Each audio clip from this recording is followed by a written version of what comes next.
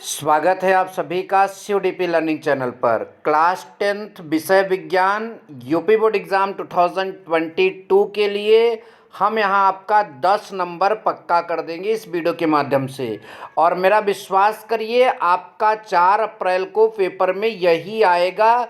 तो इस वीडियो में हम आपको रसायन विज्ञान के बहुत महत्वपूर्ण प्रश्न बताने जा रहे हैं जो कि सन 2020 में पूछे गए सभी 7 पेपर सेटों में से निकाले गए क्वेश्चन हैं। ठीक है,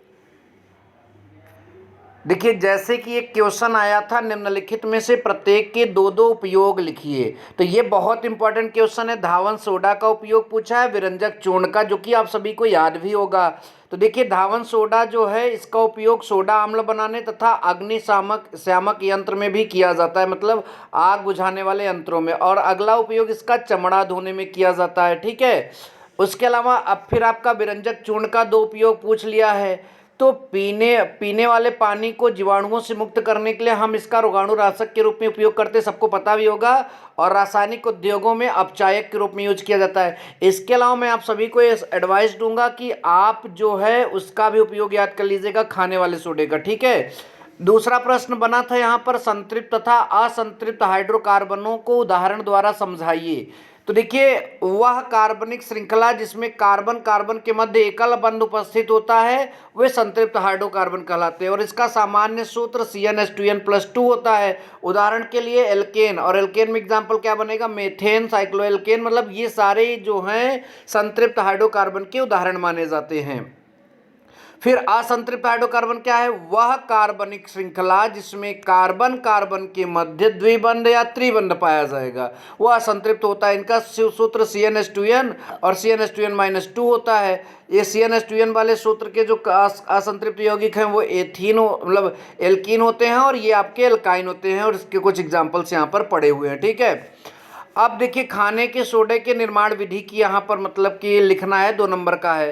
तो आप सबको पता है इस खाने के सोडे को जो है बेकिंग पाउडर के नाम से भी जानते हैं, और इसका रासायनिक जो नाम है सोडियम बाइकार्बोनेट है। और यह सोडियम हाइड्रोक्साइड विलयन में की अधिक मात्रा में कार्बन डाइऑक्साइड गैस प्रोवाइड कर देते हैं तो मिल जाता है। तो देखिए यह आपका 2NaOH है, इसमें CO2 प्रोवाइड करेंगे तो सबसे पहले Na2CO3 बनेगा, और फिर Na2CO3 में भाई जल और कार्बन डाइऑक्साइड तो वहाँ पर्याप्त मात्रा में वो आपस में कंबाइन करके क्या बना देंगे, NaHCO3, मतलब कि सोडियम बाइकार्बोनेट, खाने वाला सोडा। अगला क्वेश्चन है, पीएच मूल्य से आप क्या समझते हैं। पीएच मूल्य 8 वाले विलयन की प्रकृति। तो देखिए पीएच जो है जर्मन भाषा का शब्द है, और पीएच का मतलब होता है हाइड्रोजन की शक्ति, मतलब पावर ऑफ हाइड्रोजन। परिभाषा, किसी विलयन में H+ आयन की सांद्रता को ही पीएच मूल्य कहते हैं, और H+ आयन की सांद्रता के ऋणात्मक लघुगणक को हम पीएच मान कहते हैं। ठीक है, अब यहाँ पर जो है इसका फार्मूला ये होता है, सबने पढ़ा भी होगा। और एक चीज़ आप जानते हैं, अम्ल विलयन के लिए जो है पीएच 7 से कम होता है, क्षार के लिए 7 से अधिक होता है, और उदासीन के लिए 7 के बराबर होता है। अतः पीएच मान 8 वाले विलयन की प्रकृति कैसी होगी, क्षारीय होगी। आगे चलते हैं, मेंडलीव का आधुनिक आवर्त नियम और आधुनिक आवर्त नियम को लिखना है। ठीक है, तो देखिए यहाँ पर सिर्फ आप हेडिंग डालकर इतना लिख दीजिए, और ये ऊपर बकवास जो लिखा है उसको लिखने की जरूरत नहीं है। मतलब कि मेंडलीव की आवर्त सारणी में ऊर्ध्व स्तंभ को समूह तथा क्षैतिज स्तंभ को आवर्त कहते हैं।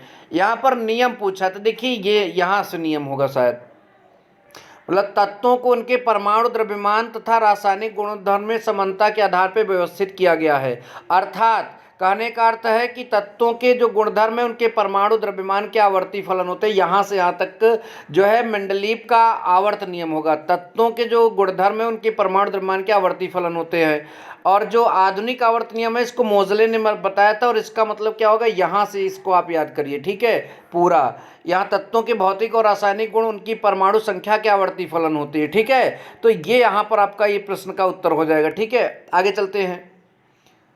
मेंडलीव की आवर्त सारणी की 4 विशेषताएं। तो देखिए पहली विशेषता, ज्ञात तत्वों के लिए रिक्त स्थान छोड़े गए हैं। दूसरी विशेषता, समान गुणधर्म वाले तत्वों को एक ही साथ लिया गया है। तीसरी विशेषता, मतलब कि पिछली व्यवस्था को छेड़े बिना अक्रिय गैसें का पता लगाने के लिए इन्हें 8वें समूह में छोड़ दिया गया। ठीक है, तो यहाँ पर अगर आप इतने विशेषता लिख सकते हैं, और लिख सकते हैं कि मेंडलीव की आवर्त सारणी जो है तत्वों के गुणों को सरलता से पढ़ने में भी मदद करती है। तो ये आपका चौथी विशेषता हो जाएगा। चलिए नेक्स्ट, दहन और प्रतिस्थापन अपक्रिया के बारे में लिखने के लिए कहा गया।